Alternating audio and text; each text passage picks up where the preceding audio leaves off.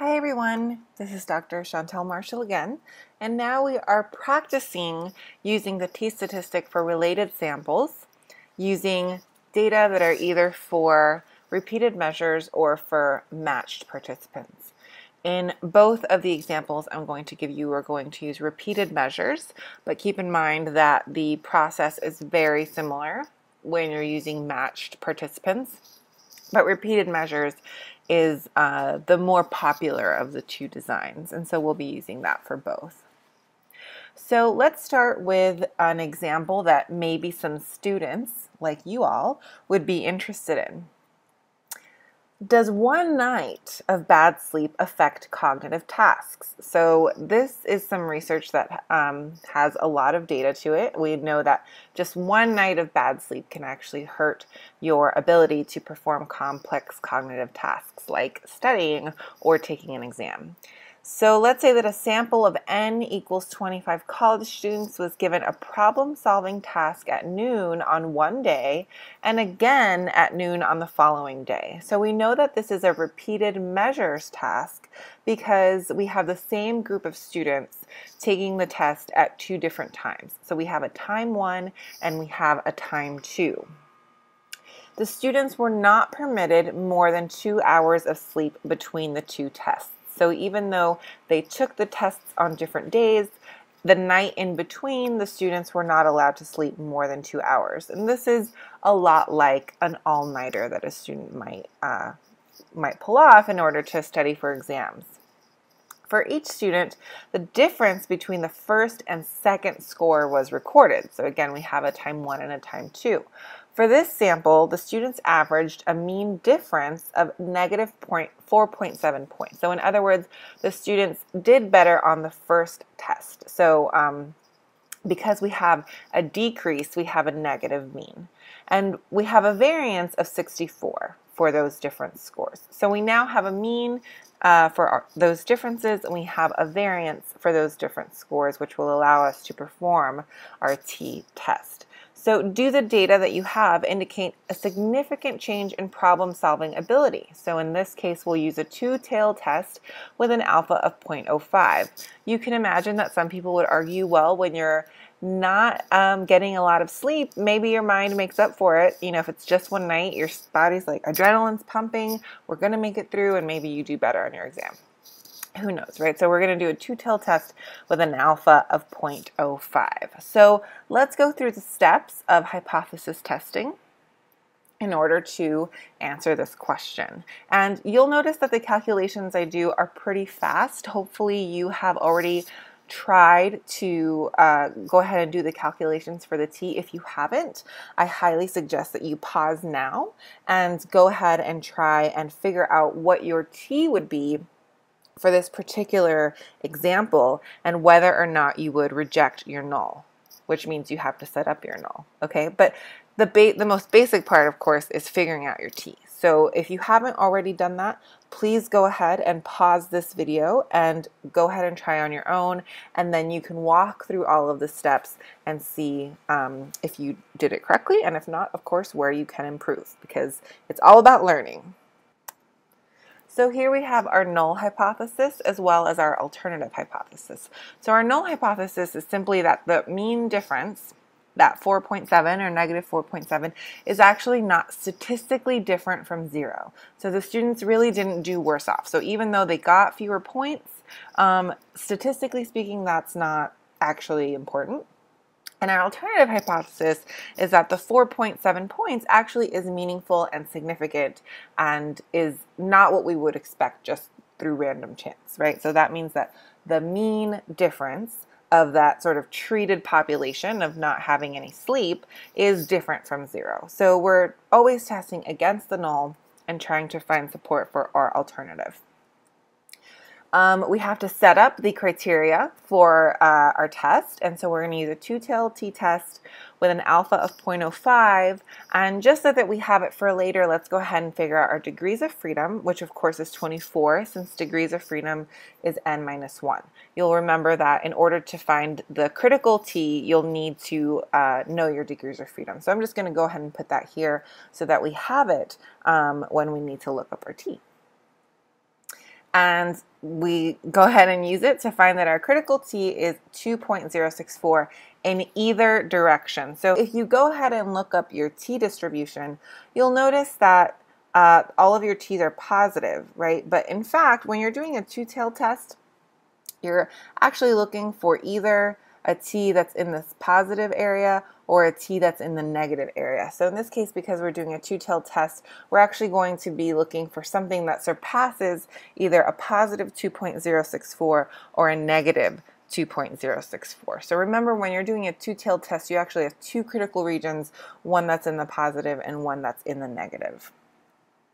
So go ahead and calculate your T. So let's go through this step by step. Again, if you haven't already, try to do it on your own. I highly suggest that you do so that you can go ahead and follow along and see if you did it correctly. So this is the formula that we're going to use in order to calculate our T. So we're going to use that mean difference that they gave us of negative 4.7. We're going to test it against a mean difference of 0 as our null hypothesis, and we'll have to divide it by our standard error, in this case our estimated standard error, since we are doing a t-test.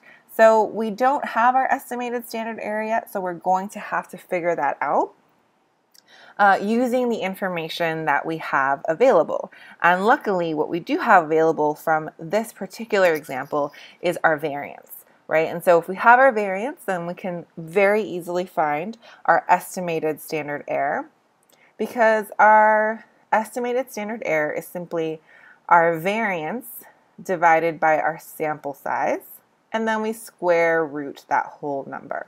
So in this case, it said our variance was a 64. Our sample size is 25. If we go ahead and divide 64 by 25, we have a 2.56. And if we take the square root of 2.56, we have a 1.6. So remember, I'm doing these calculations very quickly. Obviously, if you're just doing it right now, it won't be that quickly. So make sure that you do these ahead. And then if we plug those numbers into our T formula, we have a negative 4.7 for our mean difference that we got. We got that from the example. I didn't have to calculate that. And we're testing it against the hypothesis that the real difference is 0, right? That's our null hypothesis. And we're going to divide that by our estimated standard error, which is 1.6. That gives us a T of negative 2.938. So because we have two critical regions bounded by this 2.064, we have a 2.064 and above here, and a negative 2.064 and below here, which means that this T value actually falls in this critical region here, okay? Which is good, right? We always want our T to fall in the critical region, and in this case, we go ahead and reject the null. So what we can conclude is that there's support for the hypothesis that even one night of bad sleep, the kind of sleep that many students get when they pull an all-nighter, can actually negatively affect how well they do on cognitive tasks. And these kind of data are very representative of what real researchers have found, so I highly suggest trying really hard not to avoid sleeping. Sleeping is wonderful for your mind, it helps your memory, it helps you learn. It's super, super valuable, so please don't skimp on sleep. I tell this to all of my psych students, so hopefully some of you will hear me. Okay, we're going to move on to a slightly more complicated example, and the reason it's more complicated is simply because we have less information. So let's say that you're the training manager at a large company, and you would like to know if the on-the-job training, we're going to call that OJT for short, has an effect on how well employees understand their responsibilities.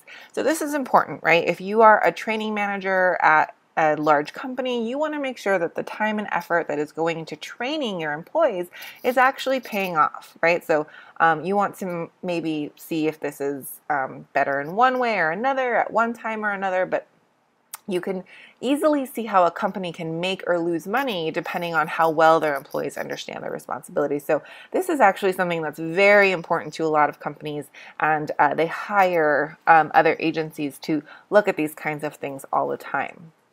So let's say that you as a training manager recruit 8 employees who've just been hired to participate in a study in which you have them take a job knowledge test. So this is going to assess how well they understand their responsibilities before the on-the-job training and then afterward. So we now see that this is a pre and post test. So this is a repeated measures design, right? We have a time 1 during which they had not yet been trained, and then a time 2 which happened after they had been trained. So instead of giving you means and variance, I'm going to give you the raw data.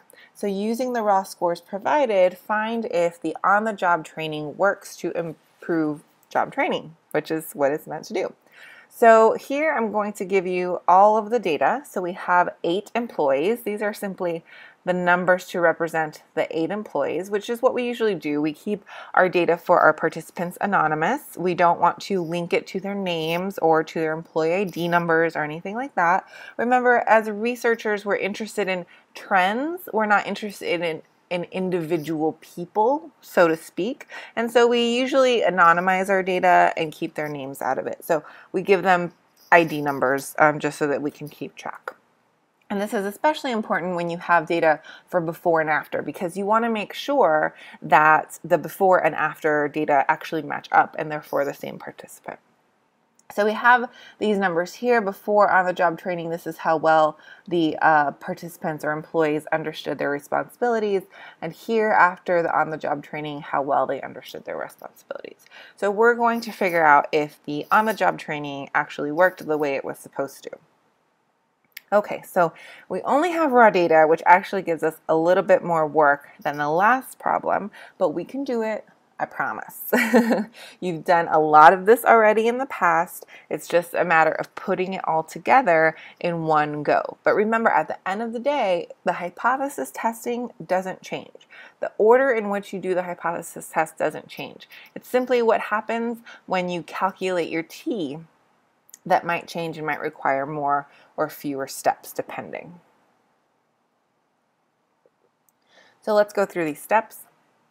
Again, we have a null hypothesis and we have a alternative hypothesis, right? So our null is that there's no difference, that the on-the-job training didn't have any impact on how well they understood their responsibilities.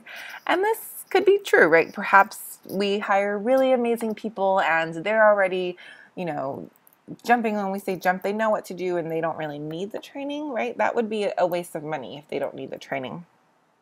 But our alternative hypothesis is that this on-the-job training increases their understanding of their job, and we would expect that the mean difference is actually greater than 0, right?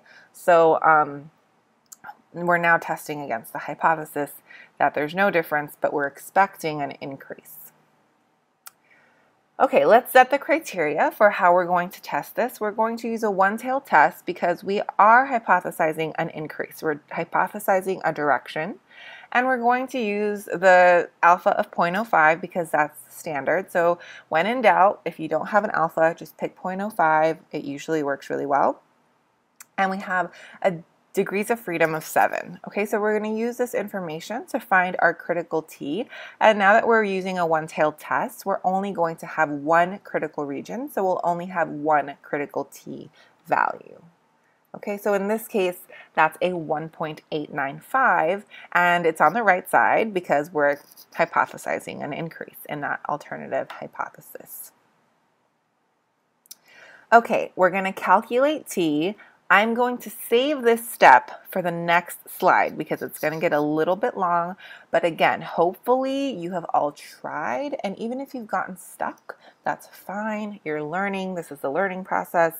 If you knew it already, you wouldn't be in this class, right? So we'll do that in a second, but I want to point out that we'll use the same exact formula as before. And the only real difference is that this estimated standard error is going to give us a little bit of an issue because we don't already have either the standard deviation or the variance of our sample. So we're going to have to figure that out. But we know how. We have the tools, we've used them before, and we'll use them again.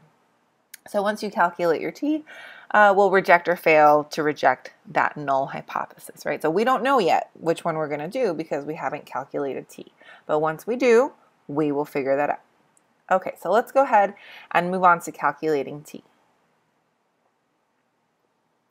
So I've moved over my raw scores here to the right. So we have the same 8 participants, and they're before OJT scores and they're after OJT scores. And I have some room here for some calculations that I'm going to be making.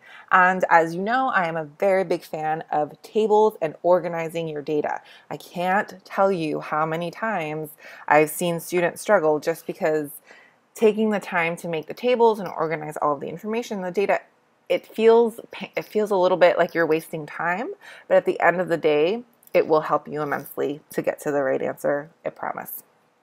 Okay, so let's go ahead and calculate our t. We're going to use, again, this formula, the tried and true related samples t statistic formula, right? And we know that it's the related samples t statistic because it has those d's in there. And I know you're thinking that's a little bit weird, but when it comes to figuring out which t-test you need to use, this becomes really important because you need to say, oh, I have different scores, which means I'm looking for the formula that has the d's in it. And then you know that you're using the right one. Okay, so the first thing we have to do is calculate the D for each score. And you'll remember that this is your X2, which is your raw score at time 2, right, which is here. And you're going to subtract your X1, which is your raw score at time 1. So we simply do that for each participant, okay? So we're going to take their X2 minus their X1 to find the D for each participant. Remember that that order is important. We must take the post-test and subtract the pre-test, or take the time 2 and subtract the time 1. So here we have the D for each employee that we have. As you'll see here, almost everybody went up. So the difference scores are all positive except for this person here who didn't change at all. But everyone else went up, which already is a good sign. We're expecting an increase, and we see that every participant increased except for one, and nobody decreased and went down, which is good. We don't want on-the-job training to decrease people's understanding of their job responsibilities. Okay, so let's go ahead and sum that set of different scores, and we'll need this for our mean, right? So we're going to have to calculate the mean of our different scores, and in order to do that, we need the sum of our different scores. You guys know this. The mean is simply add up everything and divide by the number of scores that you have. So we'll go ahead and add it up, and we have 12. So we'll go ahead and find the mean, which is simply all of those different scores summed up divided by your sample size. In this case, our sum of the different scores is 12, and we're going to divide by 8, which is the number of employees we have, and that gives us a mean of 1.5. Okay, so already we have two parts of our formula here, right? We have the mean of the differences, right? And we already have the hypothesized mean of the differences, which is 0. Okay, so we have already the top, which is 1.5 minus 0. What we really need here is this estimated standard error, and that's what's going to give us a little bit of work to do, but we can do it. So in order to calculate our estimated standard error, we can't use a variance or a standard deviation simply because we weren't given one. Okay, but that doesn't get us stuck. We're going to use our sum of squares, right? So we can always use our sum of squares to get to our variance or our standard deviation. Okay, so don't have standard deviation or variance, so we're going to use our tried and true sum of squares calculation. I know some of you are having a little bit of a moment right now, but I know that you can do it. Okay, so you'll notice that instead of x here, we have a d. And remember, I told you in the lectures, when you're dealing with different scores, everything becomes about the different scores. We throw out the raw scores out the window because we're really just interested in the difference. So when it comes to calculating your sum of squares, it's the same idea. We're replacing the raw scores because we have two. right? We can't use both of them at the same time. So we're throwing those out and we're putting in these different scores that we just calculated, okay? So you'll notice that we have the sum of D here, right? So this sum of squares formula should look very familiar to you. We used it a lot when we were looking at variability. So we have our sum of D, which is 12, so we can square that. We have N, it's 8. The only thing we need is the sum of our D squared. Okay, so that means we have to square each of our differences and then sum those up. And we have much practice doing this. So I'm going to go ahead and do that on this last column here. I'm going to square all of these differences. So 2 squared is 4, 1 squared is 1, 3 squared is 9, and so on, and add those up so that I can get this term here. Okay, so remember, I already have sum of D, it's 12. I can square that. I know N. All I'm doing now is figuring out the sum of my different scores squared. So I went ahead and squared them and summed them, and that gave me 24. Keep in mind, we're using our sum of squares to get to our variance so that we can estimate our standard error. I know it's a lot of steps, but we're going to organize it all so that it makes sense. Okay, so let's calculate our sum of squares. We have our 24 minus our 12 squared equals 6. We go ahead and find our variance, which is sum of squares over n minus 1. Remember, because we're working with a sample and not with a population. So our sum of squares is 6. Our n minus 1 is 7, which gives us a variance of 0.8571. And the variance is all we need to calculate our estimated standard error. Remember, we are calculating how much we think the differences will vary on average, okay? And we're going to test whether our mean differences are a lot bigger than that standard error. That's all we're doing, is seeing if our mean differences are more than you would expect just based on random error alone. Okay, so we have to figure out our estimated standard error. Okay, so we go ahead and plug in our variance that we just figured out into this bad boy here. So we know that our estimated standard error is simply the square root of our variance divided by n. So we take our variance, divide it by n, find its square root, and we get 0.327. I know that was a lot of steps, and if you guys are with me, I am so proud of you. And if you're not with me, go back and do it again, and I promise you will get it at some point. Okay, all right, so we're not done yet. We have to put all of these numbers into our t formula. So that's simply 1.5 minus 0. Remember, our mean for our differences was 1.5. Our hypothesized population mean differences is 0. And we divide by our standard error, estimated standard error in this case. And we get a t-value of 4.587. And if you remember from the last slide, this surpasses our critical t. Okay, so our critical t was 2 point something something, doesn't matter because 4 is clearly more than that, and we can reject the null. So we can say, if we're the training manager of this particular company, our on-the-job training actually does work to improve the knowledge that our employees have of their job responsibilities. So I want you to keep in mind that, yes, of course, we're doing math. There's a lot of math involved sometimes, and it can get a little unwieldy and a little unorganized and lots of steps to remember. But at the end of the day, what we're trying to say is something about people, something about their behavior, something about their knowledge or their attitudes. And so in this case, if you're the training manager, you can go up to your boss and say, hey, my training works because I'm awesome, right? And so this is why we want these numbers. So hopefully you're feeling okay with this. Of course, there's lots more practice to be had. So thank you for watching this. If you're having any difficulties at all, please go back and watch it again and make sure that you understand each step and practice on your own and have fun with your related samples t-tests. Thanks, everybody.